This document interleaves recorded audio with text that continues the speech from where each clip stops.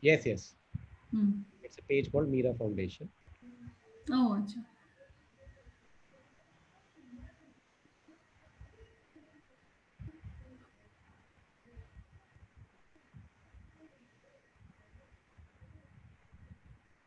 Good evening, everyone. And today we are again present with another episode of Reflections, a program that has the objective of bringing out some real stories that can set some example, that can enlighten us, that can guide us for resilience, for equanimity, for navigating some of the challenges that any of us, or especially as parents, we might go through.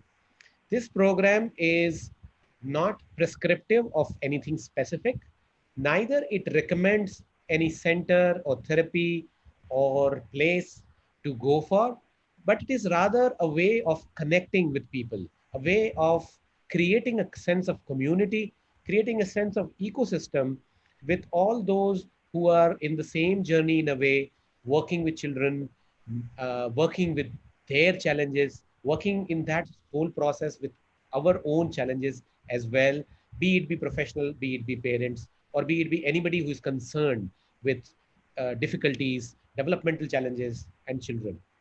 So today we have with us Ms. Seema Lal, and she is known to me since many, many years now. And she is a psychologist. She is a special educator.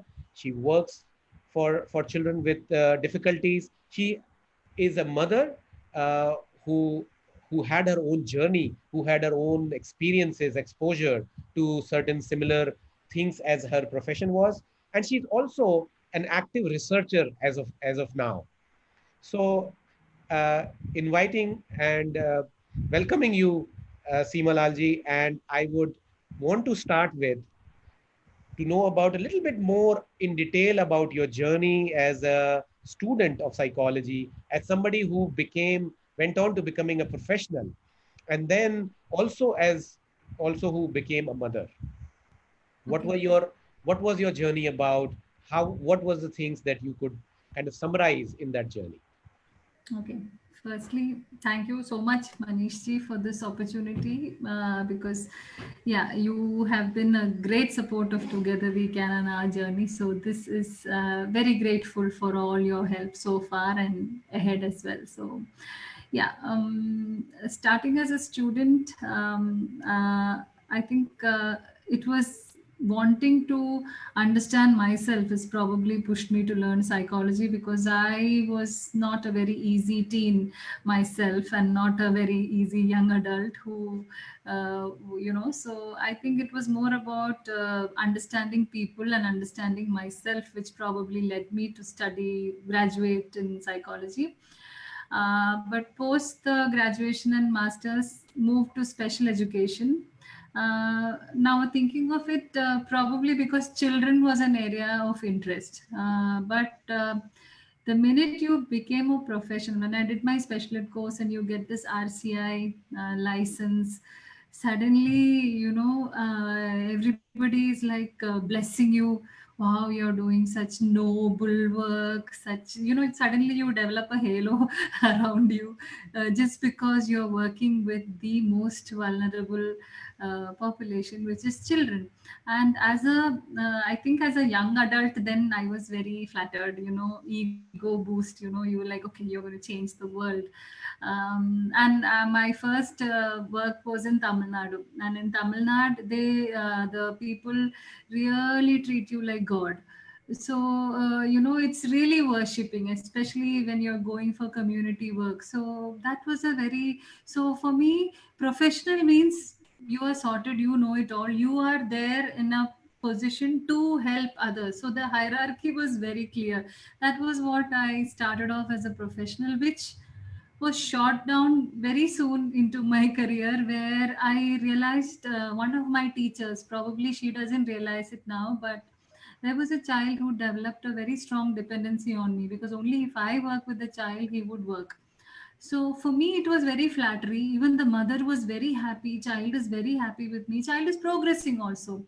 But I had to take a leave, and the child refused to work with anybody. Regression. So when I came back and resumed work, I thought, okay, everybody was grateful. The mother was like, oh, thank you for coming back. So I was very proud of myself. Oh, what a wonderful professional this child can do. But then my teacher, then, that was my early 20s, then really, I don't know, she put me down there and what have you done? So that is when the realization hit that, as a professional, if you're making the child and the parent dependent on you, you're the biggest failure. That was the first learning for me from having this big halo, and I am helping everybody and everybody is blessing me to, hello, we are all together in this. This is your job.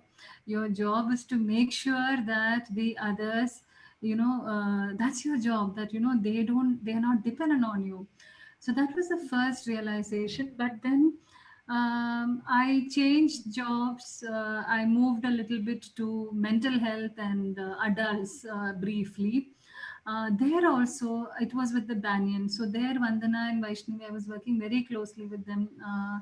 That was their initial years. So a lot of dignity was placed on working with the most vulnerable population, and that was very important because I valued my dignity.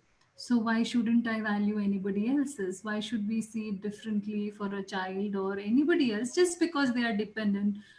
Don't they deserve the same kind of dignity and respect? But as the journey progressed, after marriage, I moved to another country. Why I'm saying country here is I don't want to bring personal names and anything, so that so there was this very very famous professional who was following a specific method of working with children with autism, very successful. So I was associated with her.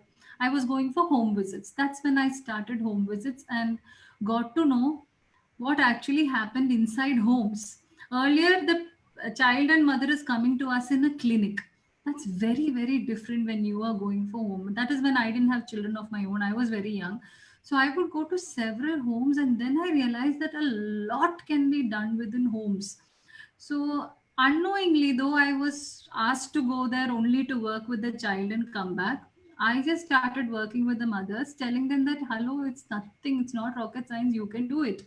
But that didn't go down very well with the professional who had hired me. And then I realized that why is that so? Then I saw the money. The profit making business industry was very clear to me then in that country, and I just didn't want to continue there. So I and we thankfully we could come back to India, and I joined a clinic here.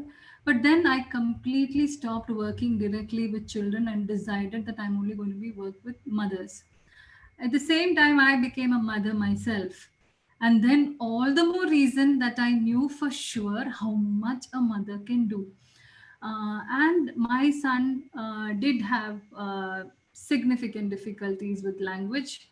Most of those checklists that we would fill for autism then would have ticked off for him as well.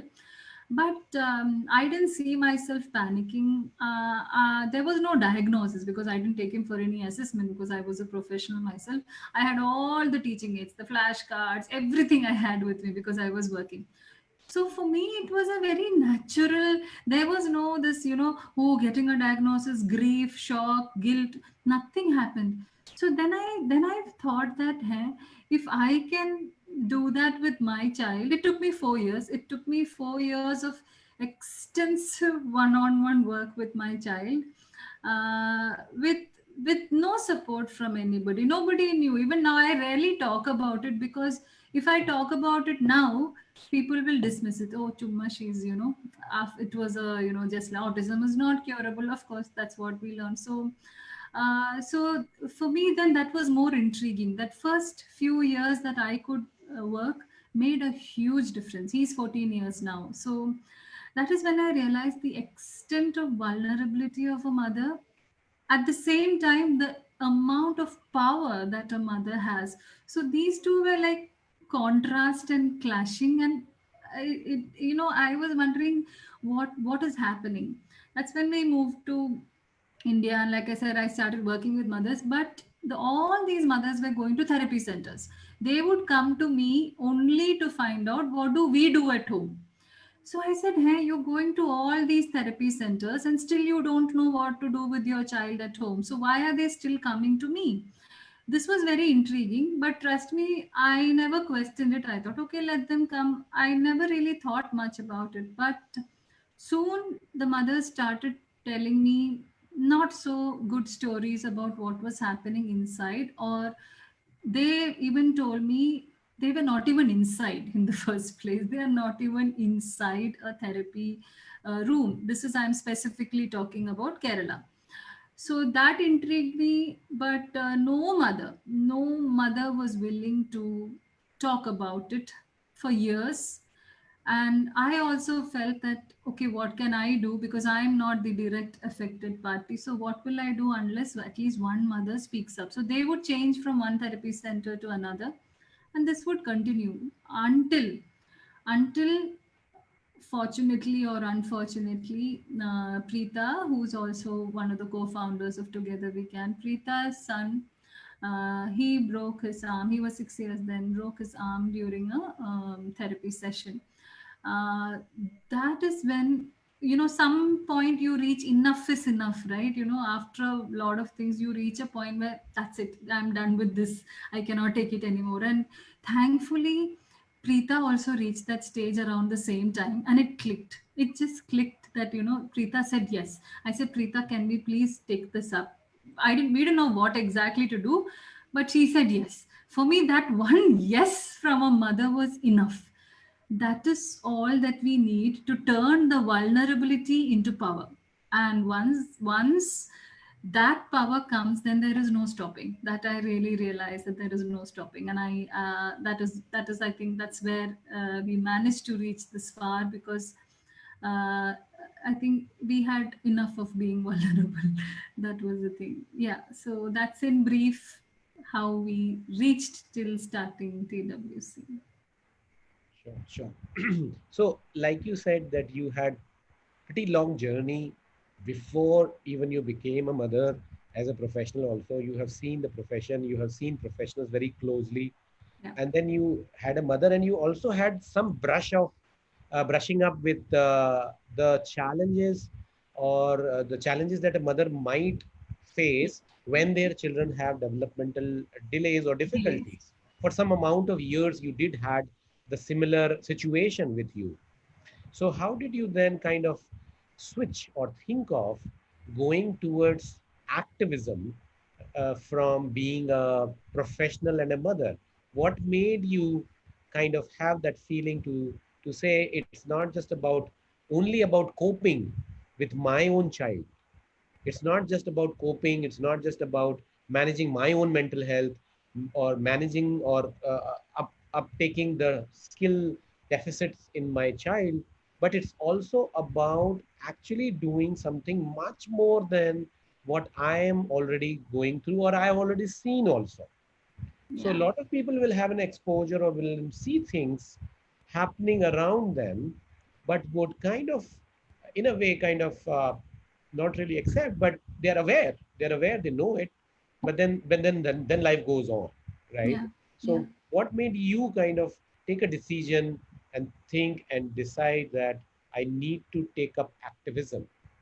Yeah. And what was activism for you, or what did it entail?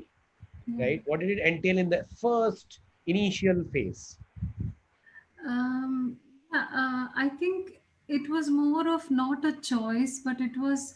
I also sat waiting for a long time, saying, "Okay, oh, this is all not right. Somebody has to do something, and who is the somebody? Nobody knows." So finally, you reach a point where let us be the somebody and do it. And as I said, it really clicked. It was a right. Unfortunately, there was sometimes it has to hit close to you, isn't it, for us to really do something. And for me, Preeta's I was working closely with Preeta at that point of time, so for me to see her, I called her, what happened, I have not heard you for long, and she cried. I will not forget that tears, and the sentence that she told me in Malayalam, of course, that this is our fate. So, and I put the phone down and I said, seriously, this has to be the fate. And that is when I decided that, okay, now I'm also a professional. My son did not need that kind of a support.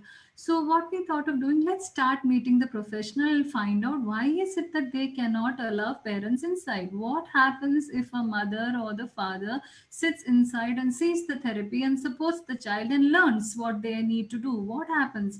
Fine, you make the money, you make your profit, you, it is fine. I'm not saying everybody should do free service, no. Okay, so so what we did was, activism started, I think, on thanks to two professionals. The center in which this child's arm was broken, we met that particular professional first. You know both of them very well, right, Manish? So he said he's not accountable. We sat there. He said, "No, I'm not answerable to anybody." Absolutely unapologetic that the child's arm was broken during therapy, and still now nobody knows why. Totally unaccountable. Preeta sat there and cried, and I'm like, no, no, no, no, this cannot happen. So we went and met the head of that association, Occupational Therapy Association, and he was also the same. And that was somebody I really looked up to earlier until then. And he also said the same, that no, our professionals are not trained. So I said, okay, if your professionals are not trained, then isn't it all the more reason that you have the mothers inside to support? The mothers know their children better. So why don't you work together with the mothers? But somehow there was a very strong hierarchy that professional is here and parent is here. So whoever is helping or is considered as helping is supposed to be above. And it's also it never occurred that there is so much to learn from each other. That together concept did not even exist, I realized. And the extent of power that the professionals had, I realized, and which was, I trust me, I felt so ashamed as a professional myself. I felt very ashamed that how can I see this and just let this pass. I think those two reactions from those two people got me angry. And I think activism comes when you are angry, and I was so angry with that whole thing, and we had to do something. That is when I contacted whoever I could with my previous work, Vaishnavi ma'am, and everybody came together. And I didn't know anything about law, nothing. So it was from the start. So yeah, so the activism came out of anger, not because I had any support, but I think the emotion drove me forward. It was an emotion. Yeah, Yeah. So, absolutely. uh, so like you said, how it all kind of started, and you went on to becoming someone who was an active professional, of course, working for the field, for the same field. But you also started having a dual role of being a kind of a parent advocate or a spokesperson or an activist, while you were also a professional at the same time. And I, like you said, you are also a professional now as well, right? So uh, what were your what would you say were the ups and downs in this whole journey of yours, of your professional being, going towards an activism, Yeah. starting your own thing or something relating to it, and in Yeah. kind of a movement, something relating to it? What were the ups and downs that you had? A lot of downs. In fact, initially, because I am this professional and not, in it's like you're neither here nor there. In the professional community, I was here talking about how professionals should not have been. I was, really, really talking strong. But on the other side, in the parent community, I was not technically a parent, because if my children are neurotypically, then I'm not considered an affected party. So then everybody asked me, what is wrong with you? What is your problem? Because it was like, if I don't have a child with disability and if I am not personally affected, it's not my problem. Okay. So if it's not my problem, that means you should have a hidden agenda. So what is Seema's motive? So my motive was questioned pretty harsh.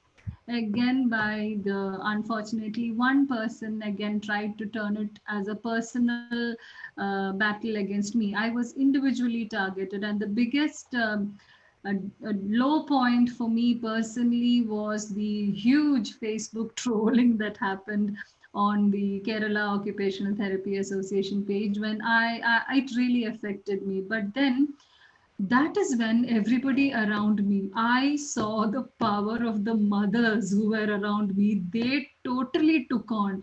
And that is when I knew when I became vulnerable, the others who I thought were vulnerable and I had to speak up to, they really stood on and they really spoke up. And that I realized that, okay, this is the moment. And that was actually that the all-time low turned to an all-time high. We used it to highlight the issue. If a professional can be targeted so badly, imagine what will they do to a parent who's already vulnerable. Imagine when I am speaking with experience and with the so-called qualification, and still you are targeted. So imagine what about a young mother who's still confused about the diagnosis, who's still upset. Imagine if they are the ones going to such professionals, what would be her plight? So that was even more shocking to know that, this huge divide is there where there is no mutual respect. A parent should respect a professional and a professional to respect a parent, and they are equal partners. And ultimately it is the journey of the parent, it is not the journey of the professional. You can leave your job and go tomorrow. It is the mother or the family who has to raise the child. So somewhere there was no equal partnership. So the all-time low became an all-time high, and I should be very grateful to whoever trolled me. It was a huge group, and many people didn't even know what was happening. But the minute you are a woman, it becomes more. My inbox was flooded with filth, and many people said that I should take to court. But then I didn't want to make it my personal journey because the larger issue would be lost, because that was the whole agenda. The agenda was to turn it personally against me, but I didn't want to make it because it was not about a specific center. It was not about one therapist or one therapy center or one state. It was about how our rehabilitation system or our disability sector, how we say nothing about us without us. So then where are the parents? Why are the parents not part of at least the therapy program? Why are they not part of an IEP program? Why are they not being trained? Why are you keeping them away? That didn't really make sense. So that was the main agenda. So we had to highlight that. So I think that was possible thanks to a lot of media support. I must say Sudha Nambudiri of Times of India. I have to mention her name everywhere because she turned the whole thing around and she kept writing. She still follows through her journey. In fact, she's now one of our members itself. She turned around our advocates when we filed the public interest litigation. Before we filed it, we had explored all our other options. We had sent a petition to Child Rights Commission. We had sent a petition to collector, to the then minister. The party changed, the new minister. We had explored all options, and there were times when we were just waiting, seeing, okay, nothing is happening. It was very frustrating. So the wait was very, very long. Then, whenever an order would come, we had floods. So again, we would go back 2 steps. So it was not easy at all. There was extensive follow-up, and the mothers started giving video campaigns. Not only in Kerala, it really caught on. And I should mention Ruchika's name, and I'm sure you know that's how you also. You were the first occupational therapist, Manish. I have to be most grateful to you. You spoke up for us when we were being totally bashed up saying, oh, she has motives. You spoke up about transparency and ethics as an occupational therapist, and that made a huge difference. We had several other wonderful occupational therapists from outside of states and even the country who came to support. Ruchika gave me a lot of direction, I must say. She was a huge support to just keep motivating, saying that you can do it. So she is my go-to person sometimes. And even Padma and Anita, who are the other two founders of Together We Can. Anita is the one who will calm me down. When I get too angry, she said, Seema, easy, slow down. So she is a big support there. And Padma is the person who I will go to when I am low, when I am crying and I am in the verge of, I am not doing this anymore, I am done. Padma is the one who will say, no, no, no, we can do it. So, we have to access the right kind of people. We can't sit here and think that, okay, somebody will come and help me. Nobody is coming to save anybody. We have to save ourselves. We have to fight and ask for what we want. That is the only thing that will work. And I think the in the Kerala government also we were very lucky. We found the right people who understood. We were heard, and that also definitely made a difference. We had the right person in the social justice department, in the child rights commission. So there are nice people everywhere, just that we have to keep looking, and we will find them. Don't give up. You can't give up. This is not something you can give up on. Yeah. So So for all the viewers and also for me, tell us something about Together We Can. I mean, what is Together We Can? What does it do? What is it that it has started or accomplished out of this all these related incidences probably? And I'm happy to know that it's not just about one particular center or person or something. It's about and that's how we also got connected, was about the ethical practice. yes. Was to my mind, where my support is always for ethical practice, for things rightly done, for evidence based practice also, although more from the academic angle. But I would like to know a little more and also for the viewers, what is Together We Can? What Yeah. is it does it that it does at present, and what is it that it kind of out of this all this journey, what was the Together We Can journey? Yeah. Together We Can primarily started as just a WhatsApp group with just the four of us. But we initially then we moved to a Facebook page where I would say 100% of our campaign was on social media on Facebook. It was all the mothers who spoke up. We really wanted mothers or families to speak up. So there were a lot of mothers who came forward. So we just started a campaign to first just building awareness that mothers, you ought to be participant in your child's journey. You need to get trained. It is not enough if somebody else is doing therapy and you just sit there and watch. You have to take on, it's your child, and that makes a big difference, and it is possible. Therapy is not rocket science. It is not big surgery. I'm sure you will agree, right, Manish? Occupational therapy or psychology or special ed or speech and language therapy. As a mother, you have to learn everything. Not only the mother, the father, the whole family needs to be aware of, not, it is not much about this whole diagnosis need not bother you. If you look at your child as a child first, if we understand basic child development skills, basic physiology, neurology, I mean, you can really work with your children. So Together We Can's main objective was to simplify and tell the parents that this is easy, this is very much possible, all of us can do it. We don't need big education background, or degrees or certificates are not necessary. Who is becoming a mother by getting a degree? We all just have babies, right? Did we know how to raise children? No. So similarly, nobody knows how to raise children. We are all learning.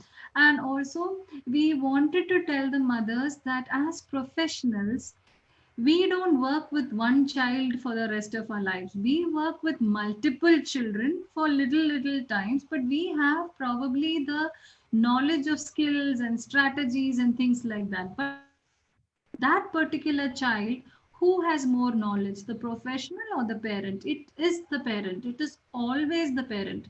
So that knowledge is very valuable, and we had to make the mothers and the families believe that their knowledge is very valuable and it is important, and you can't just that when you keep that knowledge away, and if the professional is only working with their part of the knowledge, we are not going to see much progress. We might see initially and then it will get stuck, because if our larger goal is independent living, then where are the children living now? They are living in their homes. So all these independent living goals should happen now at home, at whatever age your child is. So that was a strong message we wanted to give through TWC, but we needed the support of professionals also. Thanks to professionals like you and Speech and Language Therapy Association in Kerala, a lot of speech and language therapists spoke up, and they also said that yes, the parents have to be participants, home program is important. So a lot of awareness happened through our social media page, and we also filed a petition to bring in regulation of therapy centers. Therapy centers in the country is currently an unregulated sector, which means anybody can start a therapy center now at the moment, not in Kerala anymore, because in Kerala we have, as on June 24th, 2020, finally, after 5 years of petitioning and case and RTI and everything, we have a rule now under the RPWD rule. We have very clearly, it is mandated that all therapy centers must be registered under the Social Justice Department. Parent participation is mandatory, documentation is mandatory, parent training is mandatory. So in Kerala, it is mandatory, but of course the difference is that that came in June 2020, when all the children are anyway at home with the pandemic. So wasn't it much necessary before? Now all children are at home, the parents are expected to take on. So many are struggling because many didn't know. So the Together We Can's journey was to bring in the regulation, which we brought in Kerala. Now, what we are working towards is to bring it to the rest of the country. The work is still in progress, but hopefully we will get there. Simultaneously, we had to. I mean, I had to personally move into research also, because I wanted to, like I said, when people were targeting me as an individual, I needed backing of. Institutions. So my research is it is in tie-up with the BAM, which is the Banyan Academy of Mental Health and Leadership, and the Freire University in the Amsterdam, Netherlands.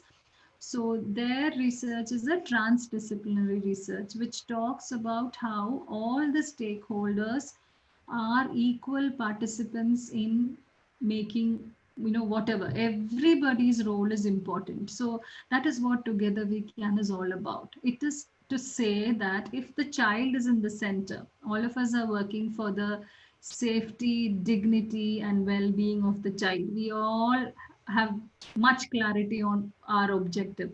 So what is the next? Who is the next around the child? The closest to the child is next is the family. So the family's role is very, very crucial. After that only comes the significant other family members, which is extended family, things like that. Then comes the professional. So professional is also important. There has to be a mutual learning. Then comes your society, the laws, the policies, everything indirectly affects our children. So we all of us have to work together, learn from each other, and then only we will get to a reasonably healthy and inclusive society. And also, we wanted to break this whole charity model of working with disability. The minute you say you're working with special needs, oh God bless you. Why is this suddenly? Bless everybody, of course, I'm not saying don't bless, but why is this blessing suddenly coming only if you're working with a vulnerable group? So that is like, punyam karmam and all that. It's the right of the child, it's your duty. It is there, the basic dignity of life is there in our constitution itself. So it's not a big favor that we are doing, it's not a big charity that we are doing, it's your job. So do your job well, and fine, you want to pay for it, people can, I'm not saying don't make money or anything, but but have some ethics, some transparency, have accountability of what you do. That is what we wanted to bring forward. And there is a Facebook page. I don't know how to share it, the link over here, but it is a Together We Can has a Facebook page in which all the orders, all the petitions, everything is there on the page. And we are also not only looking at therapy, we are moving to inclusive education is another area that we would be taking up, and also eventually about this whole thing about independent living, which is now, a lot of talk is there about long stay homes and, segregated setups for children with autism. So we have to work backwards. How come that is happening for autism? And how come we didn't have segregated setups for Down syndrome or cerebral palsy or any other disability which we knew about way before autism was there? So, how come this segregation for autism is becoming a need? So, we need to work backwards and see where is it, where is the gap? How do we fill that gap? How do we, are we kind of pushing a different kind of that first 15 years when the child is supposed to be in school and therapies? So what did we do as professionals if our children had to end up in a segregated community? Where did we, I wouldn't say go wrong, I would rather say what can we do differently? That is what we are addressing. And also my personal PhD research is also talking about a shift from this very medical diagnostic model to a more family centered, individualized model, which will really value the knowledge of the family. Because if you see in India also, if you see the most successful places, it is a parent. If you look at Mary ma'am, if you look at Akila, if you look at all the parents, they are the best parent. Like I saw your Aparna Das, these are all family members. So that is what, how they are making a huge difference. So I have not seen such a setup. If you look at any good setups, that is, there is a family member there. It's not entirely run by professionals. I don't know. So that is where I feel. Then what are we doing as professionals? So why are we not doing this together? Why don't we come together, and then we can do a even better job for our children, isn't it? So yeah, that's what Together We Can is hoping to do. We do have consults. I mean, after post COVID, of course, we couldn't have the one-to-one consults, but we attempt to do it online whenever feasible. Yeah, so that is in brief about TWC. So, like you said or told me about your journey, in fact, you also said how few things are there which where you have been very successful also, like regulation, legislation is something that you are really, really successful also.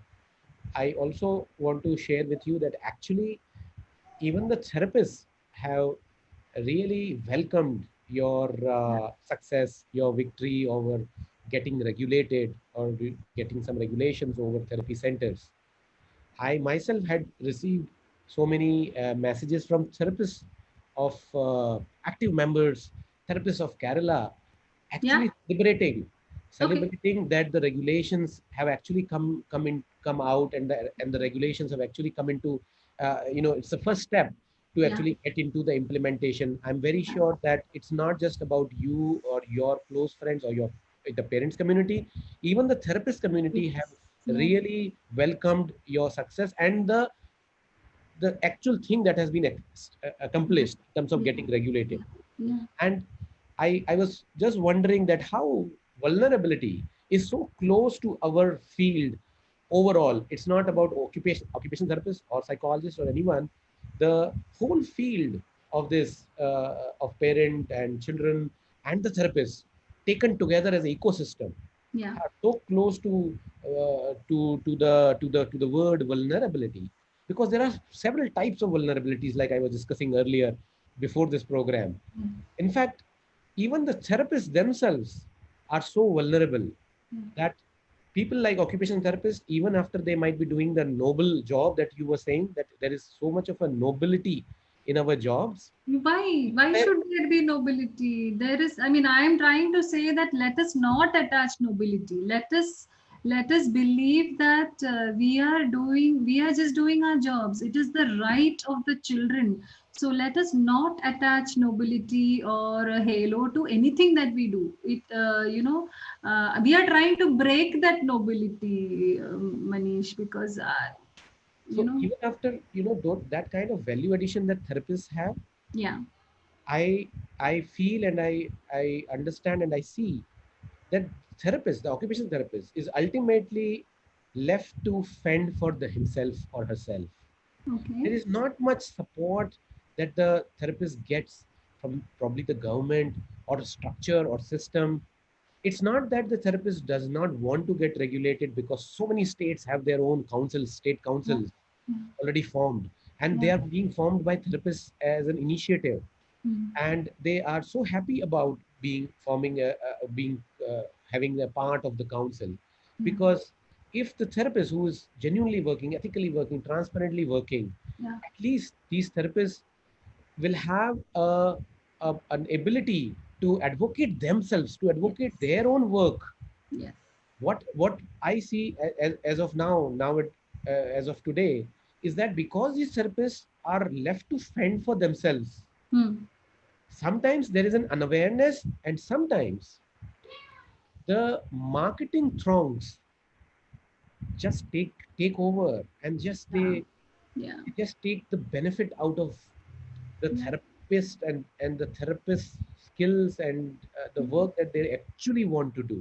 yeah, you yeah. know that is also a vulnerability that I see I is agree. already evident and is happening.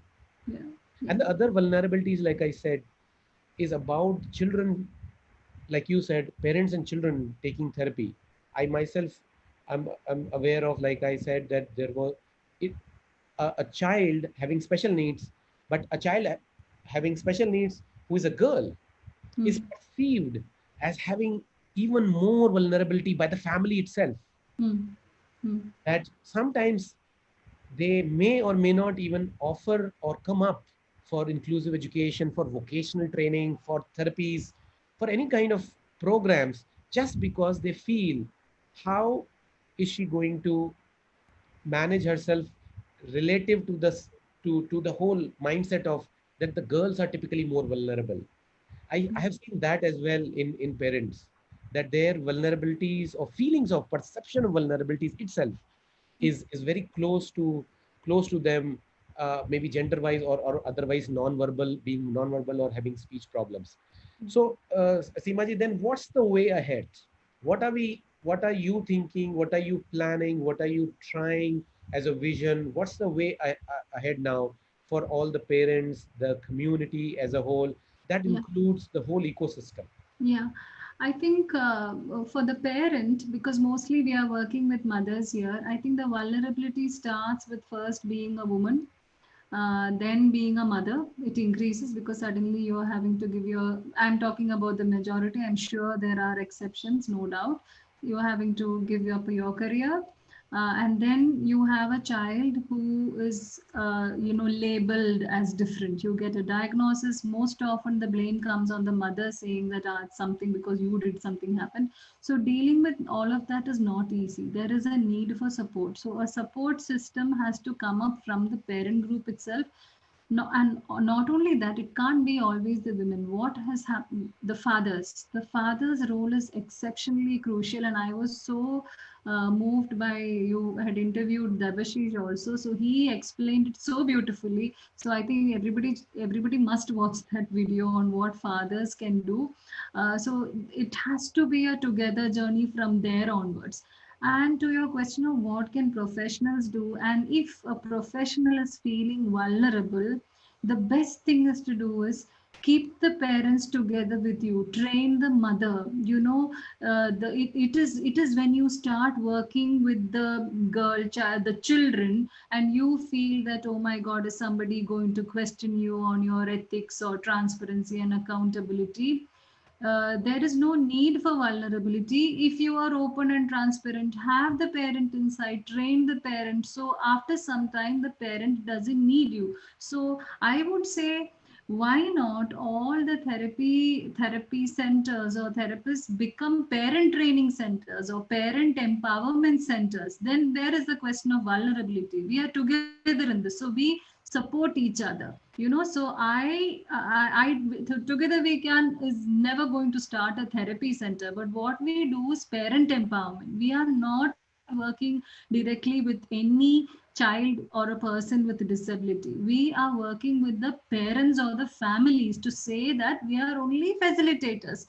So there we are not feeling vulnerable because we are learning from each other and creating a enabling society. So where is the vulnerability? We are also becoming stronger. So as therapists, anywhere, occupation therapist or special educator or psychologist, anyone wants to move out of this vulnerable space, saying that, oh my god, we don't have an association or whatever, don't worry. Keep the parent with you, empower the parent, that is the way to get, they will give you the power, like I said, when I was trolled heavily by the profession group, the parents stood up for me, and I was supposed to be, supporting their vulnerability. So, there is a lot of power when we support each other. So, I think let us move from this therapy model, diagnostic model, to a parent empowerment or a family empowerment should be our biggest goal. Improving the quality of life of the family. It is not pulling a child out and seeing the child in a very clinical kind of setting need not really help the family. That is when the professionals feel vulnerable. They will start questioning, where is the progress? Therapist will say, you are not doing work at home. Parent will say, you are not doing, you took so much money from me and there is no progress. Yes, then the professionals will feel vulnerable because there is a blame game. The idea of together we can is to break this blame game. If we are together, if each of us know exactly what we are doing, there is a vulnerability, there is a beautiful understanding, there is a beautiful sharing of knowledge of the therapist and the knowledge of the parent, and we grow and learn together, and slowly the professional can become progressively unnecessary.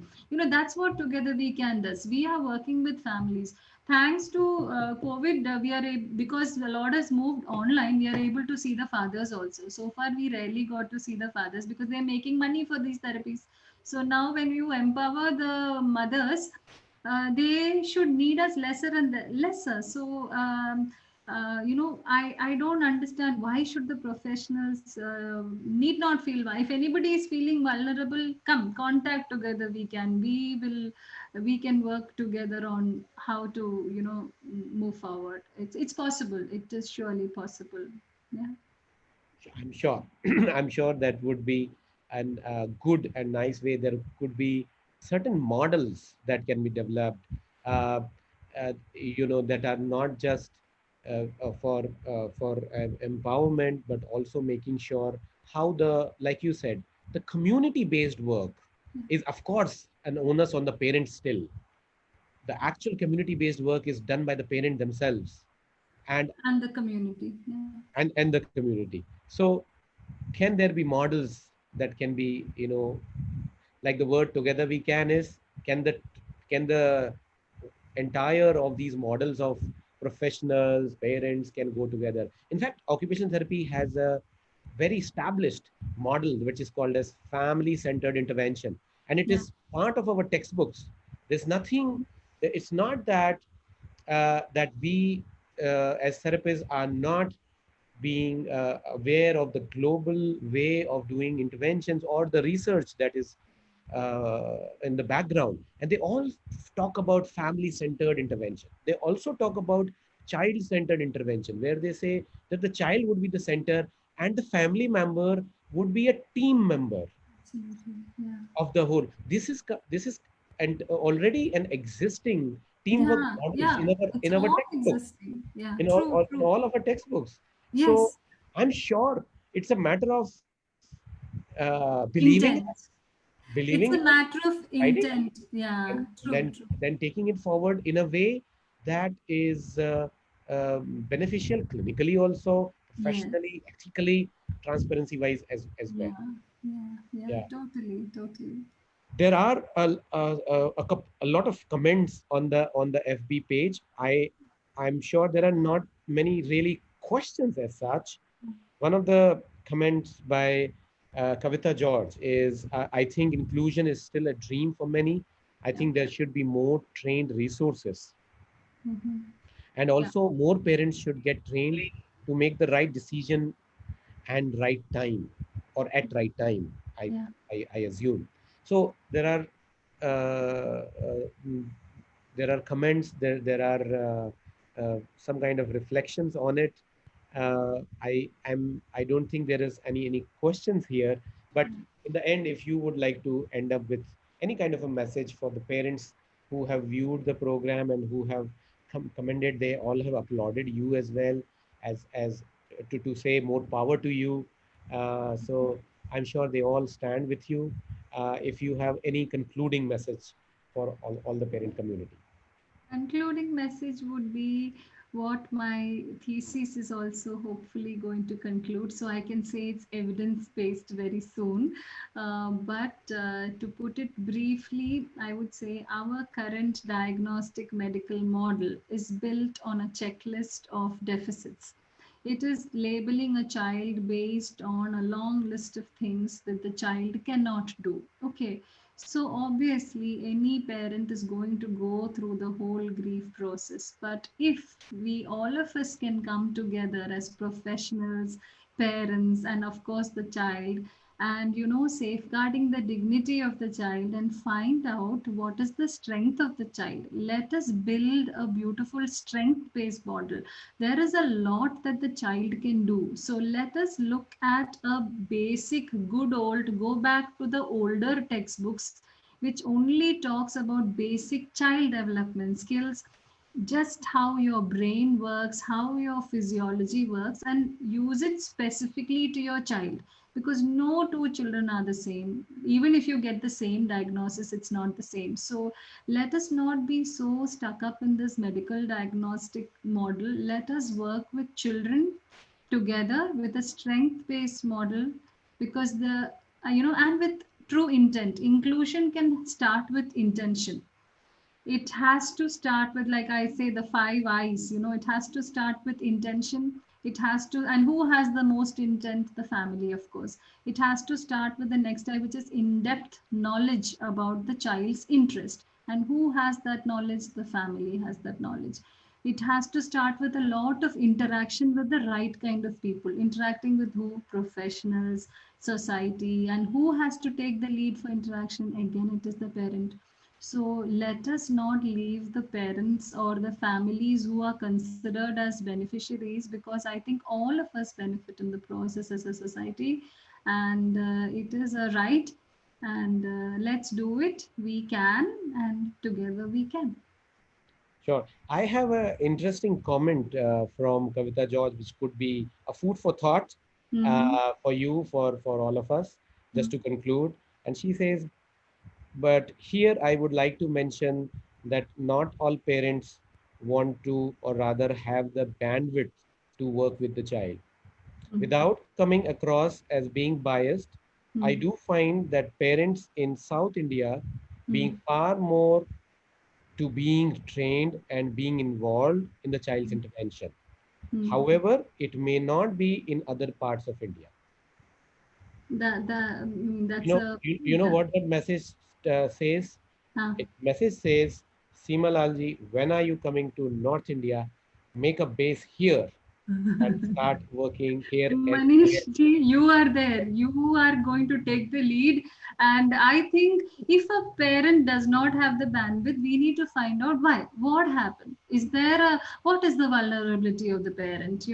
What is the support system that the parent has? What can we do about it? So it is about finding solutions. There will always be issues. None of us are the same. Just like our children are not the same, no two mother is the same, no two family is the same. So if a family or if a mother feels that oh no, I cannot do this. Let us try to understand what happened. There must be some reason. Otherwise, no mother is going to say that no, I'm not going to work with my child. There must be some difficulty. So let us help and let us help each other. And not only Kerala, I'm sure I know wonderful mothers in the north. Quite a large number of wonderful mothers in the north. Ruchika, where are you? You know, so many of them. I know I'm not getting quickly the names, but wonderful mothers. And Kavita also, she's such a wonderful mother. I've met the whole family. So let's, of course, we can do it. It's possible. So, Manish ji, I'm sure you will take the lead in the north. Sure.